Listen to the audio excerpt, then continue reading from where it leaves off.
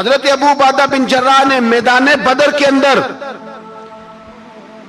جب جنگ کا طبل بجا، حالات بگڑے، جناب ابو عبیدہ بن جراح کہتے ہیں تاریخ نے ایک عجیب موڑ پہ مجھے لا کے کھڑا کیا۔ آپ فرماتے ہیں میرے لیے اللہ نے جو آزمائش رکھی وہ سب سے بڑی رکھی۔ فرمانے لگے جب میں میدان میں نکلا تو کافروں نے میرے سامنے جس کو لا کے کھڑا کیا وہ میرا سگا باپ تھا۔ اور فرماتے ہیں اب مشکل بن گئی، عشق تیاگ دوویں ایک برابر تے عشق دا سیک بدھیرا، اگ تے ساڑے ککھ تے کانے تے عشق ساڑے تن میرا، تے اگ دا دارو می تے پانی، کوئی دسے ہیں عشق دا دارو کیڑا، بلے شاہ تے کچھ بھی نہیں بچدا جتھے عشق ہوراں دا ڈیرا۔ فرمانے لگے اب میرے لیے سامنے باپ، ادھر بیٹا۔ آپ فرماتے ہیں دو رستے تھے، باپ بچاؤں یا رسول اللہ کا دین بچاؤں۔ ایک منٹ تھا فیصلہ کرنے کے لیے کہ ابا بچے گا یا دین بچے گا، کفر بچے گا یا اسلام بچے گا۔ فرماتے ہیں میں نے منٹ پورا نہیں سوچا، میں نے تلوار اٹھائی، باپ کی گردن کاٹ کے گرائی اور رسول اللہ کا دین بچا لیا۔ باپ کی گردن کٹ کے گری اور نبی پاک کا دین بچ گیا، بچا لیا رسول اللہ کا دین۔ حضرت عمر نے ماموں کو مارا۔ حضرت مصعب ابن عمیر کہتے ہیں تاریخ مجھے بھی لا کے کھڑا کرتی ہے بدر کے میدان میں، تو کفر کا لبادہ اوڑھ کے جب سامنے آیا تو وہ میرا سگا بھائی تھا۔ سگا بھائی، ہزاروں قومیں وجود میں آئیں دہر میں خشک و تر کے رشتے سے، پر ہم نے بنیاد دوستی رکھی یاد خیر البشر کے رشتے سے۔ سگا بھائی کفر کا نمائندہ بن کے سامنے کھڑا ہوا۔ مجھے اکٹھے کھیلنا بھی یاد تھا، مجھے ایک برتن میں روٹی کھانا بھی یاد تھا، ایک ماں سے لوریاں سننا بھی یاد تھا۔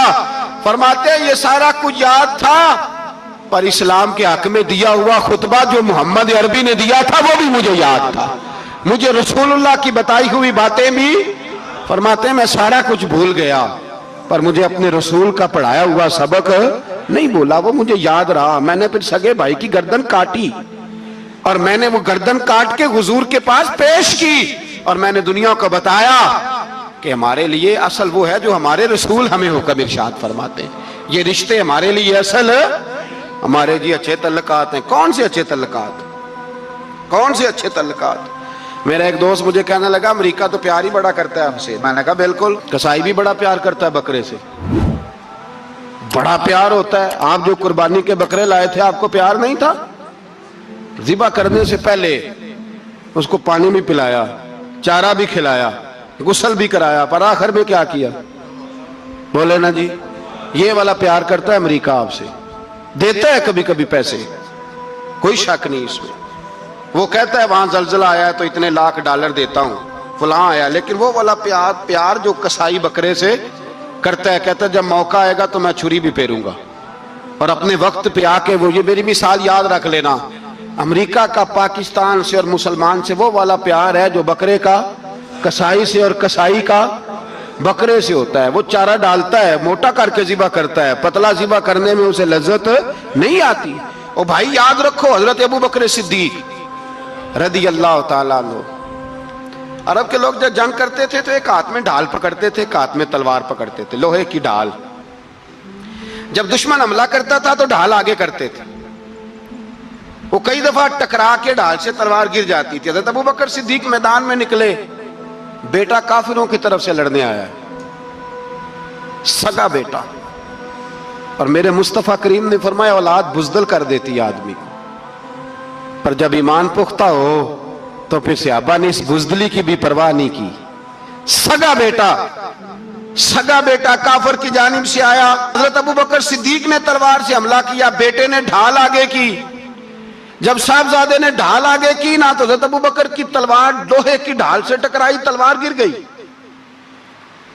اب حضرت ابو بکر نے ہتے ہو گئے، صاحبزادے نے اٹھائی تلوار، کہتا جب میں مارنے لگا تو خیال آیا گھر تو میرا اجڑے گا نا، باپ تو میرا ہی ہے نا۔ صاحبزادے کہتے ہیں میں ابو بکر صدیق کو چھوڑ کے چلا گیا، بعد میں مسلمان ہو گئے، کلمہ پڑھ لیا۔ ایک دن گھر میں بیٹھے تھے تو بات شروع ہو گئی، صاحبزادے کہنے لگے ابا جی وہ یاد ہے نا جب میری ڈھال سے آپ کی تلوار ٹکرائی تھی اور تلوار گر گئی تھی تو میں نے آپ کو باپ سمجھ کے چھوڑ دیا، میرا ہی گھر اجڑنا تھا باپ سمجھ کے. جناب صدیق اکبر رضی اللہ تعالیٰ عنہ صاحب ابن شام نے لکھا ہے کہ اپنی سرین پر 2 دفعہ ہاتھ مارا, 2 دفعہ. کہنے لگے بیٹے تو اس وقت کافر تھا, تو نے مجھے چھوڑ دیا. میں جب واپس پلٹا تھا نا اسی دن اسی لمحے تو میرے دل میں خیال تھا کہ بیٹے نے تو چھوڑ دیا ہے, لیکن اگر بیٹا یوں میری تلوار کے نیچے آتا میں بیٹا سمجھ کے معاف نہ کرتا, کفر کا نمائندہ سمجھ کے قتل کر دیتا. اس لیے کہ میری نظر میں اگر کوئی اہمیت ہے تو رسول اللہ کے فرمان کی اہمیت ہے. باپ بیٹے اولاد کی کوئی اہمیت ہے؟ اشداء علی الکفار, کافر سے نفرت ہی نہیں ہوتی. یہاں تو موج لگ گئی ہے ایک عام نوجوان سے لے کے عام آدمی سے وزیر اعظم تک کی سوچ یہ ہے کہ رہائش امریکہ میں ہونی چاہیے, لندن میں ہونا چاہیے, بس یہی سوچ ہے. اب تو اللہ تبارک و تعالیٰ معاف کرے جس کے پاس پاسپورٹ ہے لندن کا, یورپ کا, وہ سمجھتا پتہ نہیں میں کون سی بلا ہوں. چھوڑو, کس چکر میں پڑ گئے ہو, کس طرف نکل گئے ہو. صدر صاحب امریکہ کے صدر کے ساتھ فوٹو کھچاتے ہیں تو وہ 2 فٹ اونچا ہو جاتے ہیں. او بس کرو یار, یہ کمزور لوگوں کی علامت ہے, کمزور لوگوں کی. حضرت عمر فاروق رضی اللہ, مجھے پلٹ کے یاد آتے ہیں سیدنا فاروق اعظم. حضرت فاروق اعظم رضی اللہ تعالیٰ عنہ سے عیسائی بادشاہ نے کہا میں ملنا چاہتا ہوں. آپ فرمانے لگے ٹائم نہیں, جو تجھے ملنا ہے وہ مدینے کے غریبوں کو نہ ملوں گا, وہ رسول اللہ کے نوکروں کو نہیں ملوں گا, تجھے مل کے کیا کرنا ہے. میں انہیں ملوں گا جن کے لبوں پہ رسول اللہ کا درود جاری ہے, جو مصطفیٰ سے پیار کرتے ہیں. مجھے تجھ سے ملنے کی کوئی ضرورت ہے. ہمارے ہاں وہ نفرت نہیں کفر کے لیے جو مسلمان کے دل میں ہونی چاہیے, وہ مزاج ہی نہیں ہمارا, وہ شعور ہی نہیں. ہم جب بھی اتحاد کرتے ہیں کافر سے اتحاد کر کے اپنے ہی بھائی کو مارنے لگتے ہیں. وہ جی لڑائی ہو رہی تھی, بھائی کا بھائی سے اختلاف نہیں ہوتا گھر کے اندر, پھر وہ دشمنوں کو بلا کے لاتا ہے کہ میرے بھائی کو مارو. ایسا ہوا ہے کبھی؟ اگر آپس میں اسلامی ممالک کا اختلاف ہے بھی تو کافر کو لاؤ گے مارنے کے لیے, کافر کو لاؤ گے. اور یہاں ایک آدمی قید ہوا تھا امریکہ کا, پوری دنیا کو مصیبت پڑ گئی تھی. سمجھ آ رہی ہے؟ نام لینے کی ضرورت تو نہیں, بات کی سمجھ آ گئی آپ حضرات. ایک آدمی قید ہوا تھا اور انسانی حقوق کی تنظیمیں اور ہمارے اپنے اندر سے بڑے بڑے, میں روشن خیال نہیں, میں روغن خیال کہتا ہوں ان لوگوں, بڑے بڑے روغن خیال اٹھ کے کھڑے ہو گئے, جی انسانی حقوق کی بات کرو, جی ایسے ہو گیا, جی ویسے ہو گیا. لے گئے بندہ چھڑا کے. یہاں روز خون کی ندیاں بہتی ہیں. اقوام متحدہ جس سے مسلمان بھیک مانگتے پھرتے ہیں کہ مسلمانوں پہ مظالم بند کراؤ, اقوام متحدہ نے کہہ دیا کہ دنیا کی مظلوم ترین اقلیت کا نام برما کے مسلمان ہے. اقوام متحدہ نے رپورٹ دے دی, پھر مر نہیں گئے سارے اسلامی حکمران؟ شرم اور غیرت کے ساتھ کسی گھڑے میں دفن نہیں ہو گئے؟ تمہیں للکار کے انہوں نے کہا کہ یہ سب سے مظلوم ہے, ان کا کچھ کرو. چند دن پہلے یہاں ننکانہ صاحب بے سانیوں نے جلوس نکال کے کہا مسلمانوں شرم کرو, ان کی مدد کرو. پوپ بول پڑا, پوپ سانیوں کا کہ مسلمانوں کہاں ہو, کدھر ہو تم, ان کی مدد کرو, نکلو, ظلم ہو رہا ہے. پوری دنیا چیخی. آپ کے ملک میں آ کے امریکہ ڈرون حملے کر جائے تو آپ کی وزارت داخلہ کو بعد میں ہوش آتا ہو, ہمیں تو پتہ نہیں چلا, ہم تو سوئے ہوئے تھے, وہ حملہ کر گیا. اور عالمی قوانین کی مخالفت کر کے برما کی حکومت کہتی ہے کسی صحافی کو بھی ہم اندر نہیں جانے دیں گے, ہمارا ذاتی معاملہ ہے. ایسے بے شرم لوگوں کو اپنا نمائندہ بناتے ہو, جنہیں ہوش تک نہیں اس بات کی. ہم نے کلمہ پڑھا ہوا ہے نبی پاک صلی اللہ علیہ وسلم کا, میرے رسول پاک سید عالم نور مجسم صلی اللہ علیہ وسلم نے جو لوگ تیار فرمائے, نیند تو نہیں آ رہی آپ حضرات کے, نبی پاک نے جو لوگ تیار فرمائے, حضرت کعب بن مالک رضی اللہ تعالیٰ, حضور نے فرمایا چلو تبوک پہ میرے ساتھ, سارے چلو, سب تیار ہو گئے. حضرت کعب بن مالک فرماتے ہیں مجھے گھوڑا بڑا دوڑانا آتا تھا, نیزہ بڑا چلانا آتا تھا, تلوار کا میں بڑا دھنی تھا, میں مالدار بھی تھا, میرے پاس بڑی وسائل تھے. حضور چلے گئے تو میں نے, یہ بخاری ہے, فرماتے ہیں میں نے سوچا کہ میں چلا جاؤں گا, کل میں گھوڑا دوڑاؤں گا, میں نے پیچھے پہنچ جانا, پرسوں چلا جاؤں گا, ترسوں بس سستی ہو گئی, نہ جا سکا. فرماتے ہیں وقت بیت گیا، حضور چلے گئے، آج جاتا ہوں کل چاہتا ہوں، اسی میں حالات سارے گزر گئے حتیٰ کہ اللہ کے رسول واپس آ گئے۔ فرماتے ہیں کچھ بوڑھے تھے جو نہ جا سکے اور کچھ منافق تھے جو حضور کے ساتھ جہاد پہ نہ جا سکے۔ آپ فرماتے ہیں میں جوان بھی تھا، تیر انداز بھی تھا، اور دنیا عرب سارا جانتا تھا کہ مالدار بھی ہے، اللہ تعالیٰ کی دی ہوئی بڑی نعمتیں تھے، میں نہ گیا اور ہو غلطی گئی، سستی گئی۔ فرماتے ہیں حضور مدینے میں آئے، جب مسجد نبوی میں بیٹھے تو منافق آ کے بہانے کرنے لگے، کوئی کہنے لگا بچی بڑی بیمار تھی، کوئی کہنے لگا حضور کل ہی صحیح ہوا ہوں۔ فرماتے ہیں مجھے بھی پتا تھا اور پتا مصطفیٰ کو بھی تھا جھوٹ بول رہے، حضور کو پتا تھا، پر وہ بہانے کرتے، حضور قبول کرتے، میں چلو جاؤ۔ کہا فرماتے ہیں ایک منٹ کے لیے مجھے بھی وسوسہ آیا کہ کوئی بہانہ نہ کر دوں، لیکن پھر میں نے سوچا بہانہ کس کے سامنے کروں جسے اللہ تبارک و تعالیٰ نے نبوت کی آنکھ عطا فرمائی ہوئی ہے، اس محبوب کے سامنے بہانہ۔ اس خیال آیا مسلمان نیک و بد پہچان جاتے ہیں، محمد آدمی کے دل کی باتیں جان جاتے ہیں، کدھر بہانہ کروں، حضور کو تو سارا پتا ہے۔ فرماتے میں گیا، حضور نے پوچھا کیوں نہیں آئے، اور پوچھا بھی مسکرا کے، کیوں نہیں آیا، مسکرا کے پوچھا۔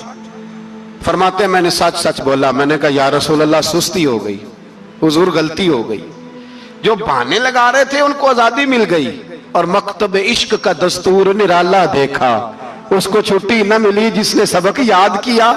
فرماتے ہیں ان کو چھٹی مل گئی، میں نے کہا حضور غلطی ہو گئی، تو نبی پاک نے فرمایا اس سے کوئی بندہ کلام نہ کرے، خبردار میرے ساتھ بھی گفتگو نہ کرنا۔ حضرت کعب بن مالک فرماتے ہیں میرا چچا زاد بھائی، خالہ زاد بھائی سارے رہتے تھے، میں کسی کو سلام لیتا تو کوئی جواب بھی نہیں دیتا تھا۔ فرماتے ہیں میں مسجد میں نماز پڑھنے آتا، پر صحابہ کرام کو حضور نے منع کر دیا تو مدینے کی گلیاں بھی ناآشنا ہو گئیں۔ فرماتے ہیں مجھے یوں لگتا تھا کہ مدینے کے در و دیوار بھی مجھ سے کلام نہیں کرتے، میں وہاں دعا منگیا کرو سنگیو کتے مرشد نہ رس جاوے، اے جنہاں دے پیر رس جان دے او جیوندے ہی مرے رہن دے۔ کہا اس طرح لگا کہ جیسے حالات بگڑ گئے سارے میرے حق میں۔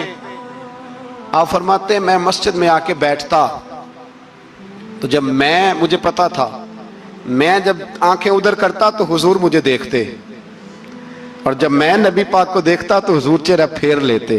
بول پڑے خواجہ غلام فرید صاحب، کہنے لگے میں ویکھاں تے میرا یار نہ ویکھے، جے میں نام ویکھاں تے او ویکھے، ایڈے نصیب کتھوں تتڑی دے او میرے وچ ویکھن دے ویکھے، غلام فریدا او بوے یار دے مریے پامیں ویکھے یا نہ ویکھے۔ آپ فرماتے میں سید عالم صلی اللہ علیہ وسلم کو دیکھتا تو حضور رخ انور پھیر لیتے۔ حضرت کعب بن مالک رضی اللہ تعالیٰ عنہ فرماتے ہیں کہ حضور کا حکم آیا کہ بیوی کو علیحدہ کر دو، بار پہلے کوئی نہیں بات کرتا، اب کہا بیوی کو علیحدہ کر دو، تو میں نے کہا حضور طلاق دے دوں، فرمایا نہیں میکے بھیج دو، طلاق نہیں دینی۔ فرماتے ہیں بال بچہ بھی چلا گیا، نہ گھر میں کوئی نہ باہر کوئی، تنے تنہا۔ آپ فرماتے ہیں زمانہ جانتا تھا، عرب کے صوبوں میں بات پھیل گئی کہ کعب بن مالک جیسا سردار، مالدار، گھوڑ سوار، تیر انداز، نیزہ باز، اتنا بڑا سیانہ سنجیدہ آدمی جدا کر دیا نبی پاک نے۔ فرماتے ہیں غسان کے عیسائی بادشاہ نے مجھے خط لکھا۔ حضرت کعب فرماتے ہیں بڑی آزمائش تھی پر یہ مصیبت سب سے بڑی تھی۔ غسان کے عیسائی بادشاہ نے خط لکھا، اس کا آدمی مجھے ڈھونڈتا پھرتا مدینے میں، میں ملا تو خط اس نے مجھے دیا۔ خط میں یہ نہیں لکھا تھا کہ کافر ہو جاؤ معاذ اللہ، یہ نہیں لکھا تھا عیسائی ہو جاؤ، اس نے خط میں لکھا کہ کعب ہم نے سنا ہے تمہارے نبی نے تمہیں چھوڑ دیا ہے، ناراض ہو گئے، تم تو اس قابل تھے کہ صوبے کے گورنر بنائے جاتے، تم تو بڑے عہدے کے قابل تھے، تمہاری تو شہرت ہے سارے علاقوں میں، تم آ جاؤ ہمارے پاس، ہم تمہیں بہت بڑا عہدہ دے دیں گے۔ حضرت کعب بن مالک فرماتے ہیں اب میری چیخیں نکلی، اب میں تڑپ کے رویا، میں نے وہ اس کا خط پکڑا اور جلتے ہوئے تنور میں ڈالا اور مسجد نبوی میں سر سجدے میں رکھ کے میں نے کہا اے اللہ میرا ایمان اتنا ہی مشکوک ہو گیا ہے کہ کافر کہتے ہیں میں ان کے ساتھ مل جاؤں گا، اے اللہ میرا ایمان اتنا مشکوک کافر سمجھنے لگے ہیں کہ میں مسلمانوں کو چھوڑ کے ان سے اتحاد کروں گا۔ یہاں لوگ کہتے ہیں ہم نے پریشر کے لیے ان کو ساتھ ملایا ہے، ہم نے پریشر کے لیے کافر سے سمجھوتا کرو گے۔ اپنے بھائی پر ظلم کرنے کے لیے بے ایمانوں کے ساتھ دوستی کرو گے؟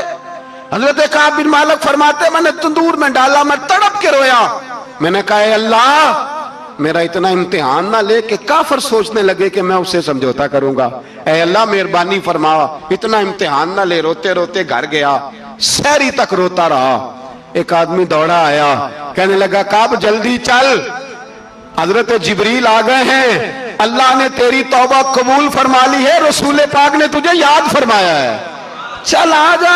حضرت کعب بن مالک فرماتے میں قدموں میں گرا اور میں نے کہا محبوبہ میرا سارا ہی مال لے لے، حضور میری ساری صلاحیتیں لے لیں، رکھ لیں سارا کچھ، مجھے وہ مال نہیں چاہیے جو آپ کے دروازے سے دور کر دے، حضور وہ دولتیں میرے کس کام کی جو آپ کے دروازے سے دور کر دے، بے نور بے چراغ جو محفل ہو پھونک دو، اعظم بلا سے اپنی وہ ہستی ہی کیوں نہ ہو، جو چیز اس کی راہ میں حائل ہو پھونک دو۔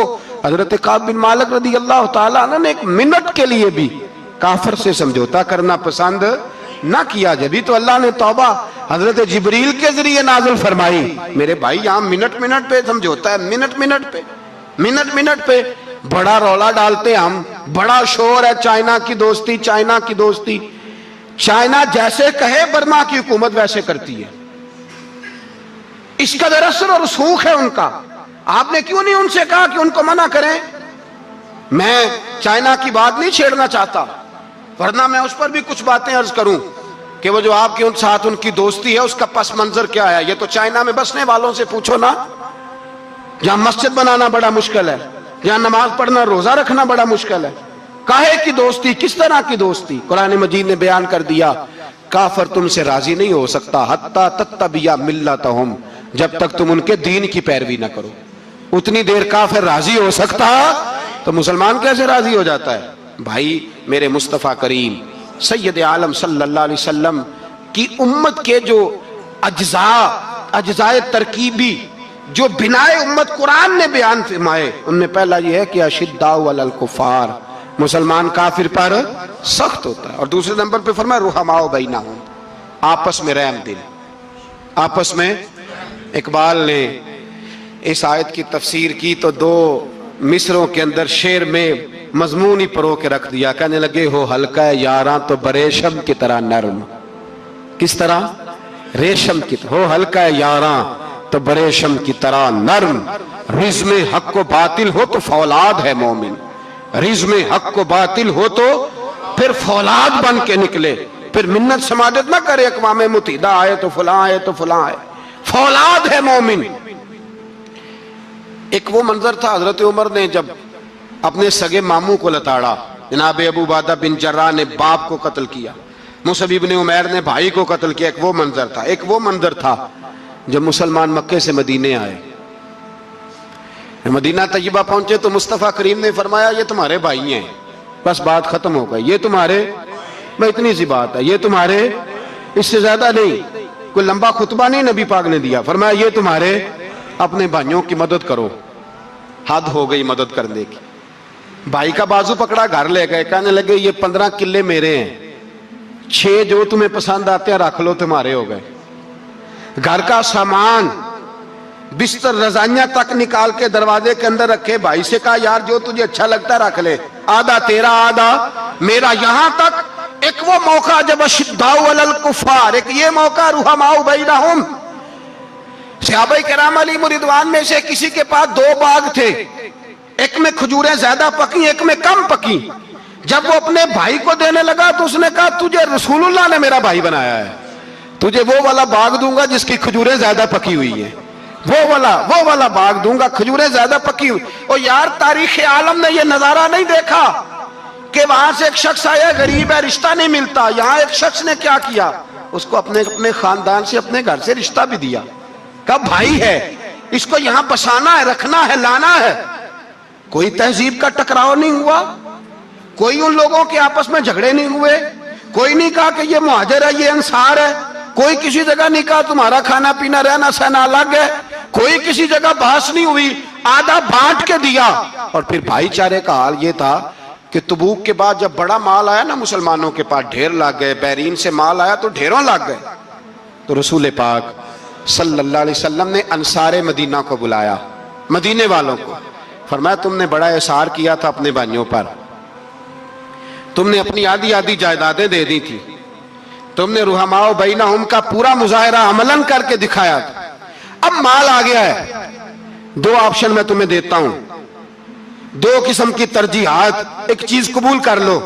کہ یا رسول اللہ صلی اللہ علیہ وسلم حکم فرمائیے۔ فرمایا یہاں تو جو مال تم نے اپنے مہاجر بھائیوں کو دیا ہے وہ واپس لے لو، وہ تم واپس لے لو، اور یہ جو مال آیا یہ میں ان میں بانٹ دیتا ہوں، یا اس طرح کرو کہ میں یہ مال تمہارے درمیان آپس میں آدھا آدھا بانٹ دیتا ہوں، یا تمہیں کچھ فیصد زیادہ دے دیتے ہیں انہیں کم دے دیتے ہیں۔ بات ہو رہی تھی، انصار چپ تھے، حضور نے فرمایا بولتے کیوں نہیں؟ پتہ محبوب کو بھی ہے کہ یہ بولیں گے تو مجھے بھی ٹھنڈ پڑے گی اور قیامت تک ساری امت کو سکون ملے گا۔ فرمایا بولو، تو انصار مدینہ بولے تو رو کے بولے، کہا محبوبہ ہم نے مال کیا کرنا ہے، ہمارے پاس رسول پاک جو موجود ہے۔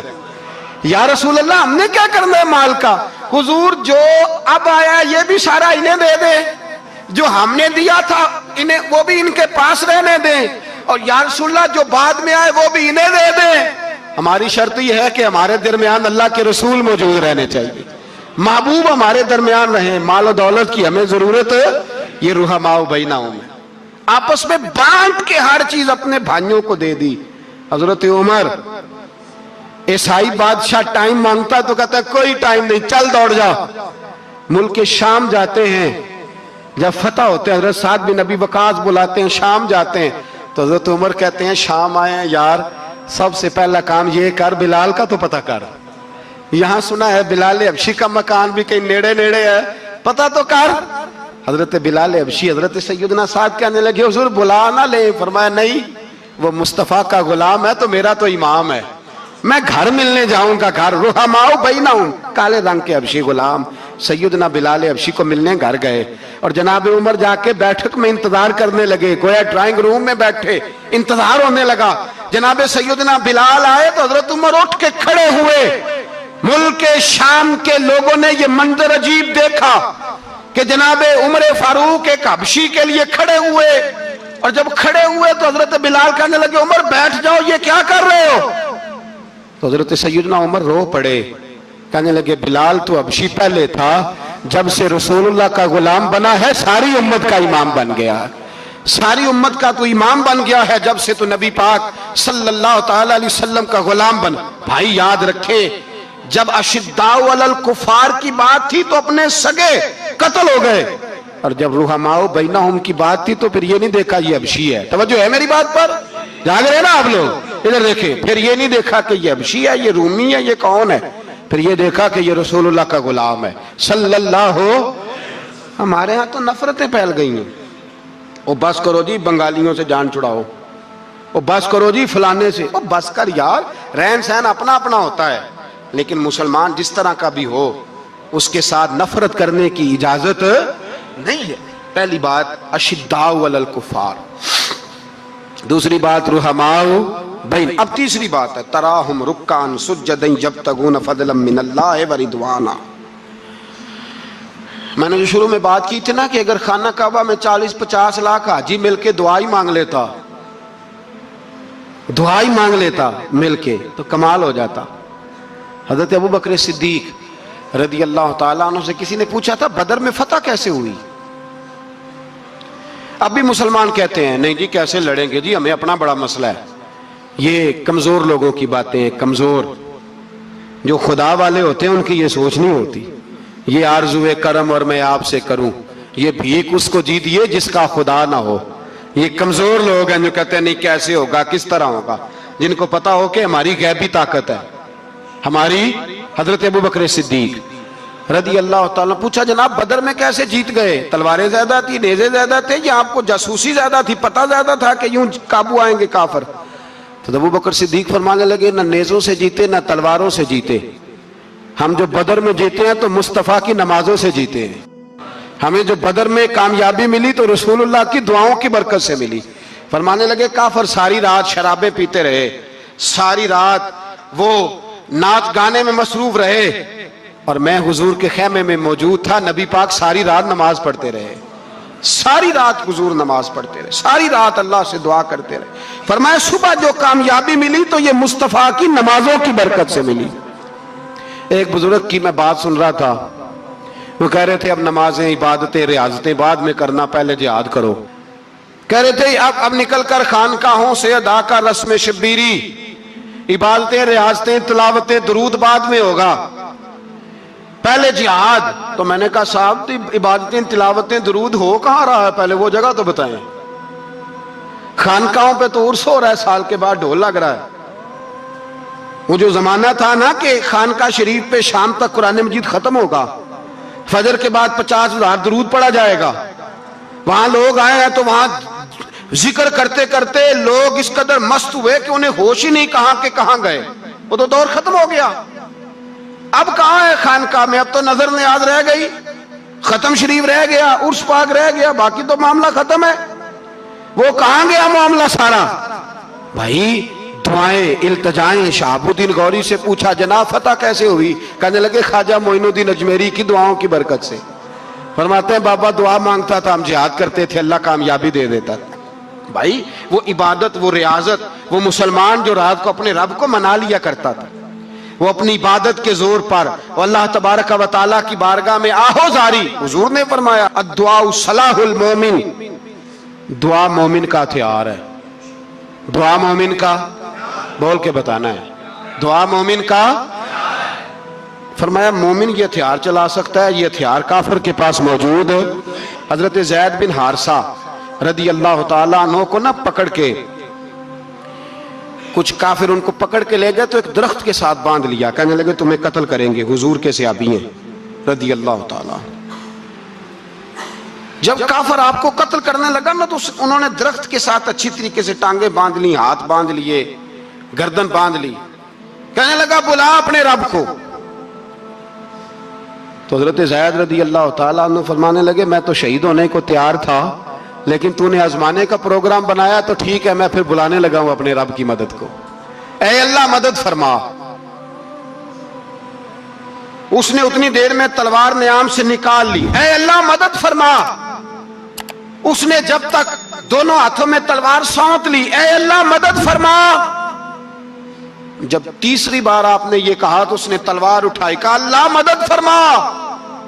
حضرت زید رضی اللہ تعالیٰ عنہ کہتے ہیں جب چوتھی بار میری زبان سے لفظ نکلے، کافر کے ہاتھ میں تلوار تھی پر گردن بھی اس کی کٹ کے نیچے گر گئی، کہ گردن کٹ کے اسی وقت نیچے گری۔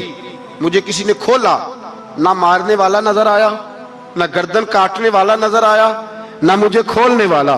تو میں نے کہا آنے والے تو بتا تو سوئی تو کون ہے؟ تو کہنے لگے میں جبریل امین ہوں، میں جبریل امین ہوں، میں جبریل، مجھے دشمنوں نہ چھیڑو، میرا ہے کوئی جہاں میں، مجھے دشمنوں نہ چھیڑو، میرا ہے کوئی جہاں میں ابھی پکار لوں گا، نہیں دور ہے مدینہ۔ کہا جب تو نے، حضرت جبریل کہنے لگے جب تو نے پہلی دفعہ کہا نا اللہ مدد فرما تو میں سدرۃ المنتہا پہ تھا، مجھے حکم ہوا جبریل دیر نہ کرنا۔ فرماتے ہیں جب دوسری دفعہ تو نے کہا نا اللہ مدد فرما تو میں 7ویں آسمان پہ تھا، اور جب تیسری دفعہ کہا مدد فرما تو میں پہلے آسمان پہ تھا، اور فرمایا جب تو نے کہا چوتھی دفعہ اللہ مدد فرما تو میں تیرے سرانے کھڑا تھا، میں تیرے سرانے۔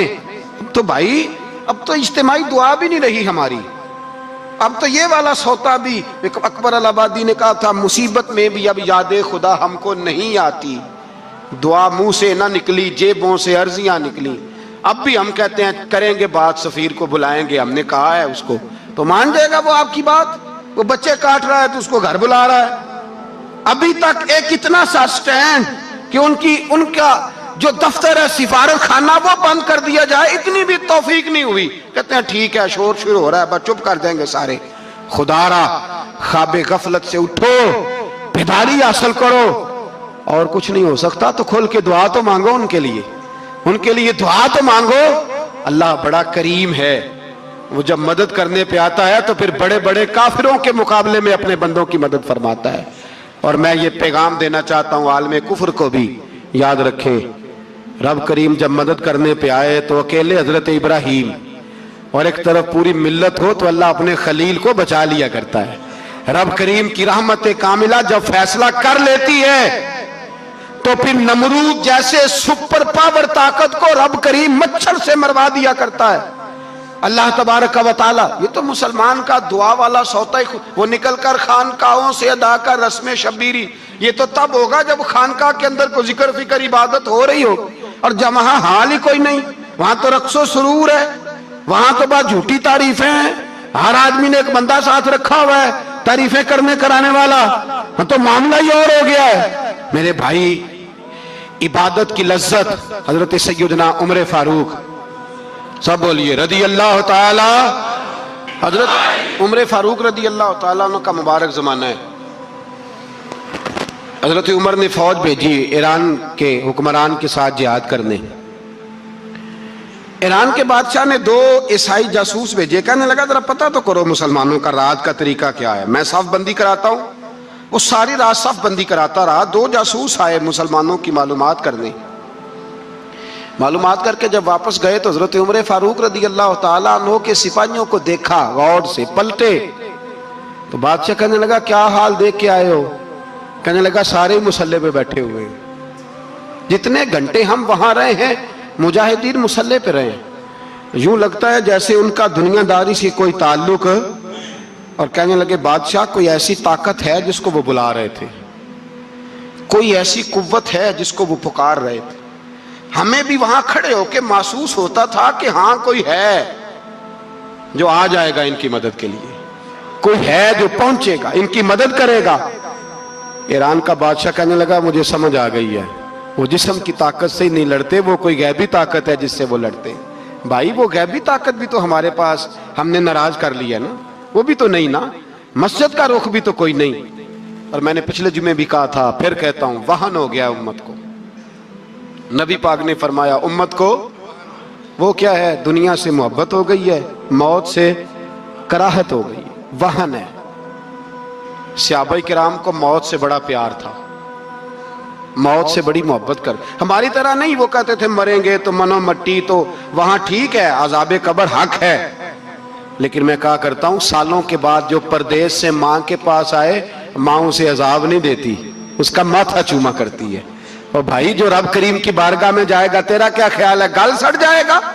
مدینے والے حبیب نے فرمایا قبر المومن روضۃ من ریاض الجنہ، فرمایا میرا مومن جب قبر میں جاتا ہے تو اللہ جنت کے سارے دروازے کھول لیتا ہے، وہ تو اللہ کی رحمت میں پہنچتا ہے۔ کون کہتا ہے مومن مر گئے، وہ تو قید سے چھوٹے اپنے گھر گئے۔ کون کہتا ہے قبر میں عذاب ہے تو صرف عذاب ہی ہے، ہاں مجرم کو سزا ملے گی، لیکن مومن ہمیشہ جہنم میں، وہ بالآخر جنت میں جائے گا، بالآخر جنت میں جائے گا۔ اور کسی درویش نے بات کی، وہ کر کے چلے گئے، بر کمال ہی کر گئے، کہنے لگے دوزخ میں تو کیا، میرا سایہ نہ جائے گا، کیونکہ رسول پاک سے دیکھا نہ جائے گا۔ نبی پاک سید عالم علیہ السلام کے غلام تو دیکھو نا، ساری زندگی عمر فاروق، بخاری پڑھو تو صحیح، ساری زندگی عمر ہر نماز کے بعد کہتے تھے اللہم ارزقنا شہادت فی سبیلک، اللہ بسترے پہ موت نہ دینا، موت مجھے شہادت کی دینا۔ حضرت سیدنا مولا علی شیر خدا کرم اللہ تعالیٰ وجہ الکریم ساری زندگی کہتے رہے اللہ، علی نے میدان میں عمر گزاری ہے، اسے شہادت کی موت عطا فرما۔ وہ بھائی یہ تو شہادتیں مانگنے والے۔ حضرت امام حسین میدان کربلا میں کھڑے تھے، شمر کہنے لگا حسین تیری چاروں جانب موت ہے، تو آپ فرمانے لگے تجھے ابھی ہمارا پتہ ہی نہیں، موت سے تو ہمارا پیار چلتا ہے، اور فرمایا یہ شہادت تو ہمارا پیچھا کرتی ہے، پہنچ جاتی ہے جہاں ہم ہوتے ہیں، موت سے ڈر آ رہا ہے۔ مسلمان کا مرنے کو دل نہیں کرتا، ورنہ وہ اتنی بڑی کوٹھی میں کون رہے گا؟ مرنے کو دل اس لیے نہیں کرتا کہ وہ جو 6 کروڑ 10 کروڑ ڈالر لوٹ کے رکھے ہیں، مر گئے تو کھائے گا کون؟ وہ فقیر فاقہ مست تھے، ان کا گھر ہی کوئی نہیں تھا، ان کے بینک بیلنس ہی کوئی نہیں تھے، وہ کہتے تھے گھر ہمارا ہے وہ جو ہمارے رب نے تیار کیا ہوا ہے، ہمارا بینک بیلنس ہے وہ جو ہمیں جنت میں جا کے ملے گا۔ ان کا تو یہ کھاتا ہی کوئی نہیں تھا، اس لیے وہ شہادت کی۔ حضرت عمر بن جموع رضی اللہ تعالیٰ عنہ میدان احد میں 4 بیٹے لے کے آئے۔ کتنے بیٹے؟ بول کے بتائے۔ 4 بیٹے لے کے عمر بن جموع آئے، اور خود ایک ٹانگ سے لنگڑے سے آپ ہی ہیں، ٹانگ چھوٹی ہے، حضور کے سامنے کھڑے ہوئے کہا محبوبہ میرے 4 ہی تھے، میں 4 ہی لے آیا ہوں، قبول کر لیں۔ تو حضور نے فرمایا تو کیوں تلوار اوڑے آیا ہے, یہ تو نے کیوں گلے میں اسلحہ ڈالا ہوا ہے؟ کہا یا رسول اللہ میں نے بھی تو جانا ہے نا. تو حضور نے فرمایا 4 بیٹے جو ہیں. تو حضرت عمر بن جموح نے بات کی, صحابہ کہتے ہیں ہم لبوں سے مسکرا رہے تھے, آنکھوں سے رو رہے تھے. کیا عجیب انداز ہے. حضور نے فرمایا عمر 4 بیٹے جو آ گئے تو تو رہنے دے. تو حضرت عمر رو پڑے, کہنے لگے محبوبہ کیا لنگڑے جنت میں نہیں جائیں گے؟ کیا حضور میں لنگڑا ہوں تو میرے لیے جنت کوئی نہیں؟ میرے حبیب پاک سید عالم صلی اللہ علیہ وسلم نے فرمایا عمر تو ضرور جنت میں جائے گا. کہا محبوبہ پھر بچے بعد میں جائیں گے, میں پہلے میدان میں جاؤں گا. ایک بی بی 4 بیٹے لے کے آئی احد میں. کہا محبوبہ کل کمائی تھی میں لے آئی ہوں, میرے پاس کوئی اور شے ہوتی تو میں بچا کے نہ رکھتی. بیٹے دے کے نا حاضری لگوا کے تو واپس دروازے پہ لے گئی. تو حضرت سیدنا عبداللہ ابن عمر فرماتے ہیں بی بی بول رہی تھی تو میرا جذبہ جہاد بڑھ رہا تھا. اپنے بیٹوں کو کہنے لگی میں تمہیں حضور کے پاس چھوڑ کے جا رہی ہوں, جب تم میدان میں گرو گے تو میں تمہیں دیکھنے آؤں گی. دیکھنا تمہاری پشت پہ کوئی زخم نظر نہ آئے. جتنے تیر کھانے ہوئے سینے پہ کھانا, جتنے تلواروں کے نیزوں کے زخم برداشت کرنے ہوئے یہاں کھانا, پشت پہ زخم نظر نہ آئے. حضرت عبداللہ ابن عمر فرماتے ہو بی بی کی گفتگو میرا جذبہ جہاد بڑھا رہی تھی. ایک بی بی 3 سال کا 4 سال کا بیٹا لیے رو رہی ہے, احد کا دن ہے. سہیلیاں پوچھتی ہیں تو کیوں روتی ہے؟ وہ کہتی ہے دیکھو میرا خاوند بھی بدر میں شہید ہو گیا, بھائی اور باپ بھی. دل کرتا ہے کوئی جوان بیٹا ہوتا تو آج مصطفیٰ کے ساتھ اسے ہی بھیج دیتی. کوئی جوان میرے پاس ہے ہی 3 سال کا تو کیا کروں, 3-4 سال کا بچہ کیا کرے گا؟ پتہ نہیں کیا دلیل آئی, اچانک اٹھی, بیٹے کو سینے سے لگایا, کپڑا ڈالا, مسجد نبوی پہنچ گئی. حضرت بلال کہتے ہیں مجھے ملی, کہنے لگی بلال مجھے پتہ ہے حضور تیاری کرا رہے ہیں جنگ کی, پر 2 منٹ اگر میری ملاقات ہو جائے. بلال حبشی کہنے لگے حضور ہم ایک بی بی ضد کر رہی ہے. حضور باہر آئے, کہنے لگی حضور میں فلاں کی بیٹی, فلاں کی بہن, فلاں کی بیوہ ہوں, میں نے بدر میں 3 شہید دیے ہیں, اب میرے پاس یہ 3 سال کا لال ہی بچا ہے, بڑا فخر ہے میرا. لوگ مجھے شہید کی بیوہ, شہید کی بیٹی, شہید کی بہن کرتے. دل کرتا ہے شہید کی اماں بھی کہیں جاؤں تو میرا بیٹا لے لیں. سیدنا بلال کہتے ہیں حضور مسکرائے, کہنے لگے یہ 3 سال کا نونہال کیا کرے گا؟ کہتے ہیں اماں کا عجیب جذبہ ہے. کہنے لگی محبوبہ سنا ہے اسلحہ بھی تھوڑا ہی ہے, ڈھالیں زیادہ کوئی نہیں, میرا بیٹا ساتھ رکھ لیں, جب آپ کی طرف کوئی تیر آیا نا تو میرا بیٹا ڈھال کے تو اس کو ڈھال بنا کے آگے کر دینا. محبوبہ ڈھال تو بانی سکتا ہے نا.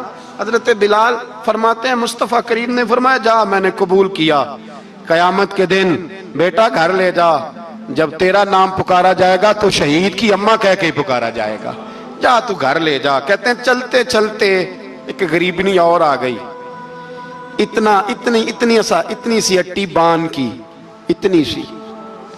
بلال حضور سے ملاقات ہو جائے گی. نبی پاک آ گئے تو کہا محبوبہ یہ غلبہ اسلام میں میرا بھی حصہ ڈال لے. حضور نے فرمایا یہ کیا ہے؟ کہنے لگے حضور خامد فوت ہو گیا, اولاد اللہ نے بے نیازی سے دی نہیں, سویرے چرخہ کاٹ کے رزق حلال کھاتی ہوں, میرے پاس نا یہ اتنا سا بان ہے, ایک گھوڑے کی لگام بن جائے گی. محبوبہ حصہ تو ڈال جائے گا نا دین کے لیے, میری قبولیت ہو جائے گی. میرے حبیب نے ہاتھ اٹھائے اور دعا. اسرائیل میں تو کسی پہاڑ کی چوٹی پر عبادت کرتا تھا, لوگ اس سے ملنے جاتے تھے. درویش لوگ جو ہوتے ہیں نا ان کی بڑی بات ہوتی ہے. وہ نیک آدمی پہاڑ کی چوٹی پر عبادت کرتے تھے, بنی اسرائیل کے ولی تھے. لوگ ملنے جاتے تھے تو رستے میں ایک ڈھلان تھی, لوگ اوپر چڑھتے تو انہیں دقت ہوتی. ایک دن اس ولی کے دل میں خیال آیا یا اللہ تو اسے پیدا نہ کرتا تو کیا عرض تھا. رب کریم نے اس وقت کے نبی پیغمبر علیہ السلام کو وحی فرمائی کہ جب وہ آپ کے پاس آئے نا تو اسے کہہ دینا تو میری تخلیق پہ اعتراض کرتا ہے, اسے کہہ دینا کہ میں نے اس کا نام ولیوں کی صف سے کاٹ کر نافرمانوں کی صف میں لکھ دیا ہے. میری تخلیق پہ اعتراض کرتا ہے, میں نے جو بنایا حق اور سچی بنایا ہے. وہ ملاقات ہوئی تو نبی علیہ السلام نے فرمایا بھئی رب فرماتا ہے تیرا نام کاٹ دیا ہے ولیوں کی صف سے اور نافرمانوں کی صف میں لکھا ہے. بندہ سجدے میں گر گیا. یا اللہ تیرا شکر ہے، یا اللہ تیرا شکر ہے۔ پیغمبر علیہ السلام فرمانے لگے تو بڑا بیوقوف ہے، مقام استغفار اور شکر ادا کر رہا ہے۔ کہنے لگا حضور آپ نے بات ہی بہت بڑی کر دی ہے، میرے رب نے میرا نام لیا ہے، میں کہاں وہ کہاں، اس نے کہا ہے کہ نام کاٹا ہے، میرے رب نے۔ اللہ اکبر، میں تو سوچ بھی نہیں سکتا تھا کہ میرا ذکر اور وہاں ہوگا، اما میں تو اس کھاتے میں ہی نہیں تھا، اتنی بڑی جگہ میرا تذکرہ ہوا۔ اللہ اکبر۔ پھر وہ عرض کرنے لگے پیغمبر علیہ السلام سے، کہنے لگے ایک آپ نے پیغام دے دیا، اب آپ میرا بھی ایک پیغام رب کریم کے حضور ناز عرض کر دیجئے گا۔ فرمایا وہ کیا؟ کہا عرض کیجئے گا مالک سے کہ مولا مجھے تیری مخلوق سے بڑا پیار ہے۔ وہ جو میں نے ڈھلان کی بات کی تو اس لیے کی، تو دلوں کے حال جانتا ہے کہ لوگوں کو تکلیف ہوتی تھی، مالک کی بارگاہ میں عرض کرنا کہ میرا وجود بہت بڑا کر دے۔ آپ نے کہا ہے نا نافرمانوں کی لسٹ میں چلا گیا ہوں، اب جہنم میں جلوں گا، تو عرض کرنا کہ میرا وجود بڑا کر دے، بڑا، سارے دوزخ میں میں اکیلا ہی پورا ہو جاؤں۔ میرا نہیں دل کرتا اللہ کا کوئی اور بندہ جہنم میں جلے، مجھے اس کی مخلوق سے بڑا پیار ہے۔ جب یہ لفظ کہے تو پیغمبر وہیں کھڑے تھے، اللہ نے وہی فرمائی، اس سے کہو تو میری مخلوق سے پیار کرتا ہے تو میں تجھ سے پیار نہ کروں؟ اس سے کہو تیرا گناہ بھی بخش دیا، تجھے دوبارہ ولی بھی بنا لیا، بغیر حساب جنت بھی دی، اور قیامت میں جس کی تو سفارش کرے گا میں اسے بھی جنت عطا کرتا چلا جاؤں۔ شرط یہ ہے کہ تو اللہ کے بندوں سے پیار کرے۔ خدا کے بندے تو ہیں ہزاروں، بنوں میں پھرتے ہیں مارے مارے، میں اس کا بندہ بنوں گا جس کو خدا کے بندوں سے پیار ہو، میں اس کا بندہ بنوں گا جس کو خدا کے بندوں سے پیار ہوگا۔ رحمت کا جذبہ، نرمی، کسی کی خیر خواہی، کسی کے حق میں یہ رویہ کہ میری ذات سے کسی کو نفع ہو جائے، کسی کا فائدہ ہو جائے، کسی آدمی کو کچھ مل جائے۔ مولا رومی ایک بڑی عجیب بات لکھ گئے مثنوی میں، فرمانے لگے بادشاہ بننا چاہتے ہو، مخلوق کے رہنما، مقتدا، لیڈر، سربراہ بننا چاہتے ہو؟ آپ کے سامنے بیٹھے لوگوں نے کہا حضور ہر بندہ ہی چاہتا ہے، تو فرمایا پھر مخلوق کے خدا سے پیار کرنا شروع کر دو۔ مخلوق کا بادشاہ وہ نہیں ہوتا جو دھوکہ دے کے ان کا لیڈر بن جاتا ہے، اس کے دھوکے تو کچھ دنوں میں کھل جاتے ہیں، سامنے آ جاتے ہیں۔ جو آدمی ڈنڈے کے زور پر بادشاہ بنتا ہے اس کی بادشاہی جسموں پر ہوتی ہے، روحوں پر نہیں ہوتی۔ فرمایا تم مخلوق سے پیار کرنا شروع کر دو، اللہ کی مخلوق تمہیں اپنا رہنما کہنا شروع کر دے گی۔ لیکن محبت کرو گے تو سربراہ بنو گے، پیار کرنے سے بنو گے، لوگوں کے ساتھ اچھا رویہ رکھنے سے، بااخلاق ہونے سے بنو گے، سیاست کے ساتھ بنو گے تو کچھ دیر کا ہمارا معاملہ ہوگا، پھر وہ سمٹ جائے گا، ختم ہو جائے گا۔ تو عزیزو یاد رکھیں، محمود غزنوی رحمت اللہ تعالی علیہ سے کسی نے کہا تھا کہ آپ شروع سے ہی رئیس اعظم ہیں؟ فرمانے لگے نہیں، میرے والد اللہ کی مخلوق پہ رحمت کرتے تھے تو اللہ نے انہیں بادشاہی عطا فرما دی۔ محمود غزنوی خط کہتے ہیں کہ وہ لوگوں پہ میرے والد رحم کرتے تھے تو رب نے مخلوق پر رحم کرنے کی برکت سے انہیں بادشاہی عطا فرما دی۔ محمود غزنوی کے والد جو تھے سبکتگین ان کا نام تھا، تو شکار کے بڑے شوقین تھے، شکار کرنے کے لیے جنگل میں جایا کرتے تھے، کچھ بیچا کرتے تھے، کچھ کھا لیا کرتے تھے۔ کہتے ایک دن میں صبح گیا، شام تک میں نے شکار ڈھونڈا پر مجھے کوئی چیز نہ ملی، عصر کا وقت ہو گیا تو میں نے ایک ہرنی کا بچہ میرے ہاتھ آیا، میں نے فٹافٹ اس کو اپنے اٹھا کے گھوڑے کے آگے رکھا اور میں نے سر پٹ گھوڑا دوڑا دیا، بچہ بڑا پیارا تھا، اس کو لے کے میں تیزی سے جنگل سے نکلا کہ کہیں شام نہ ہو جائے۔ کہتے ہیں بہت تیزی کے ساتھ جنگل سے باہر آیا، تیز بھگاتے بھگاتے پلٹ کر میں نے دیکھا ہی نہیں۔ جب سارا جنگل گزر گیا، آبادی آئی، ذرا سستانے کے لیے میں رکا، میں نے پلٹ کے دیکھا تو وہ ہرنی جس کا میں بچہ اٹھا کے لایا تھا وہ بھی میرے پیچھے پیچھے بھاگی آ رہی۔ کہتے میں نے پلٹ کر اس کی طرف دیکھا تو اس جانور کی آنکھوں میں عجیب سی میرے حق میں عجیب سی گزارش تھی، گویا ماں منت کر رہی تھی کہ میرا بیٹا واپس کر دے۔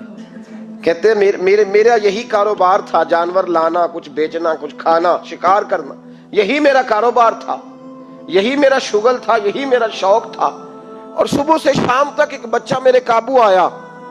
سبکتگین کہتے ہیں کہ اس ماں کی آنکھوں میں عجیب سا، یہاں تو ہمارے دیہاتی ماحول میں آج بھی یہ رسم پائی جاتی ہے، ناراض ہو گئی اماں، ساری رات وہ بیدار رہی، بچے پالے اس نے، تو سسر صاحب کہتے ہیں پکڑ لو بچے، بھگا دو اس کو، اللہ سے ڈر نہ، تو بچوں کو ماں سے جدا کر رہا ہے، سوچا ہی نہیں، رکھ لو بیٹا اور بیٹی اور اس کو چلتا کرو، खुद ही तड़पेगी तो आ जाएगी। महमूद गजनवी के वालिद कहते हैं उस माँ की आंखों में मैंने जब वो तजस्सुस देखा तो 1 मिनट में मैंने फैसला किया। कहते हैं बच्चा मैंने जमीन पे छोड़ा और बच्चा दौड़ के माँ के पास चला गया। माँ ने उसे लेके ना टांगों में उसको चूमा, उससे प्यार किया, हरनी प्यार करने लगी। फरमाते फिर मैंने देखा कि वो माँ बेटा जंगल की तरफ चले, थोड़ा सा आगे जाके तो वो हरनी फिर लौट आई, मेरी तरफ उसने देखा, यूं लगा जैसे मेरा शुक्रिया अदा कर रही है। और कहते हैं उसकी आंखों में मैंने अजीब सी रोशनी देखी, वो तो लौट गई, पर जितना सुकून मुझे आज हुआ जिंदगी में पहले कभी नहीं हुआ था। मुझे यूं लगा जैसे वजूद के सारे बोझ उतर गए। मैं घर गया, वुजू किया और इशा की नमाज की नियत, असर मगरिब तो रास्ते में हो गई, इशा की नमाज पढ़ी तो इतना लुत्फ सजदे में आया जितना पहले कभी नहीं आया था। कहते उसी वुजू में, इशा के वुजू में सो गया। मेरी आंख लगी थी कि मुझे मदीने वाले रसूल का दीदार नसीब हो गया। महबूबे पाक अलैहिस्सलाम मेरी ख्वाब में आए और हुजूर ने फरमाया तूने आज अल्लाह की मखलूक पे रहम किया है तो रब ने तुझे अपनी मखलूक का सरबराह बनाने का फैसला फरमा लिया है। अब बादशाहियां तेरे हाथ में आएंगी, अब तू बादशाह बनेगा और अल्लाह की मखलूक को आगे लेकर के चलेगा, उनकी रहनुमाई और पेशवाई तू करेगा। तो भाई अगर बादशाही लेनी है तो उसके लिए तो प्यार करना है। सियासत के साथ तो जब राज खुलेंगे तो मोहब्बत से ज्यादा दुश्मनी बढ़ जाएगी। डंडे के साथ किसी को अपने करीब करोगे तो बड़ी जल्दी वो आदमी जैसे ही पावरफुल होगा वो दुश्मन बनेगा। एक रहमत है, एक करम है, जब अल्लाह की मखलूक पे करोगे तो अल्लाह अपने बंदों का, देखे ना छोटी सी तो बात है, छोटी सी बात है कि वो इदारे जो इंसानों की भलाई के लिए हैं, अगर वो नुक्तों, मैंने एक डॉक्टर साहब से मेरी मुलाकात हुई, वो एलर्जी के डॉक्टर हैं, एक बुजुर्ग थे हमारे रिश्ते के, तो बीमार हो गए। मुझे कहने लगे यार मुझे किसी डॉक्टर को दिखा, मेरे पूरे वजूद पे एलर्जी है। तो मैं उन्हें डॉक्टर के पास ले गया। डॉक्टर साहब ने उनके पैर पे बहुत ज्यादा जख्म था तो उठा के ना तो उन्होंने ना अपनी गोद में रख लिया, डॉक्टर साहब ने, स्पेशलिस्ट डॉक्टर, और रुई लेके जब उन्होंने साफ किया ना उसका पैर, और बाबा जी आपको कुछ भी नहीं, आप तो ऐसे टेंशन ले गए, कुछ भी नहीं, ये कोई मसला है। फिर उन्होंने अपने हाथ से जब दवाई लगाई और बाबा जी को थपकी दी तो बाहर निकल के कहने लगे पुत्र मैं तेरी गल्ला नाल ही सही हो गया, मैं तो ठीक हो गया इसकी बातों ने मुझे। तो डॉक्टर अगर मुंह ही सीधा ना करे, वो कहे हो आपको पहले भी कहा था कि वक्त पे आना। जो इदारे प्यार बांटने वाले हैं वो अगर थोड़ी सी शफकत कर दें, अगर थोड़ा सा उनका रवैया सही हो जाए, गरीब पर थोड़ा सा वो दस्ते शफकत फेर दें, थोड़ी सी मोहब्बत कर दें। एक खातून के लिए मैं हमेशा दुआ करता हूँ। हज के एक सफर से मैं वापस लौट रहा था तो PIA की एक बहन मुलाजमा, उसको मुझे जब याद आती है तो मेरे दिल से दुआ निकलती है। बूढ़े बूढ़े लोग हज करने जाते हैं ना, तो मैंने देखा कि वो खातून उनको पकड़ के लाती, सीट पे बिठाती, बेल्ट नहीं बांधना आता तो बेल्ट बांधती, फिर उनको पूछती कि आपको कोई तकलीफ तो नहीं, और फिर उनकी जुबान में उनसे गुफ्तगू करती और उनको समझाती सामान सारा रख लिया है। और फिर जब उतर रहे थे तो वो देखती कि बूढ़ा कौन है इनमें से, कमजोर कौन है, वो खास कर उसके पास जाती। मेरी तबीयत अभी की बात है, मैं जा रहा था तो एक सामने मेरे शख्स, थोड़ी देर पहले मैं राह वाली की तरफ जा रहा था तो एक साथी मेरे सामने मोटरसाइकिल से गुजर रहा है, तो सड़क पर जितने लोग खड़े थे उन्हें सबके पास ब्रेक लगाई, भाई जाना है तो आ जाओ बैठ जाओ, आगे जाकर आओ भाई कहाँ जाना है। एक आदमी को बिठाया तो आगे छोड़ा। अब वो कर गया जो उसने करना था, हो गई बात, लेकिन खुतबा जुमा में उसका जिक्र हो रहा है, यहाँ उसका जिक्र हो रहा है। तो बात तो मुख्तसर सी है ना, बात तो छोटी सी है तो तेरे 2 जुमले है, तो छोटी सी तेरी बात कि तू कि बाबा जी आओ मैं आपको सड़क क्रॉस करा देता हूँ, बैठ जाए मेरे साथ, कहाँ जाना है। वो इतनी लंबी बात नहीं भाई, लेकिन शर्त यह है कि तेरी तबीयत में नरमी हो, शर्त यह है कि तुझे अल्लाह की मखलूक से प्यार हो, तू उन पे तरस खाए, तू उनके लिए तवज्जो के जज्बात रखे, तू थोड़ा सा उनके साथ रवैया अपना ठीक करे। हमारे मिजाजों में सख्ती, और दिन ब दिन वो सख्ती इतनी बढ़ती चली जा रही है कि घुटन का माहौल है। आप यकीन करें कि लोग सिर्फ उस हद तक मांगी, कहे अल्लाह जितना तू मैदान के मुजाहिदों को अजर अता फरमाए उतना इस गरीबनी को भी अता फरमाना, उतना इसे भी देना। भाई ये जज्बे थे, ये रंग था उम्मत मुस्लिमा का, इसलिए काफिर घर में बैठ के कांपा करता था। अब उसे पता है یہ اے سی والی کار سے نہیں نکل سکتے.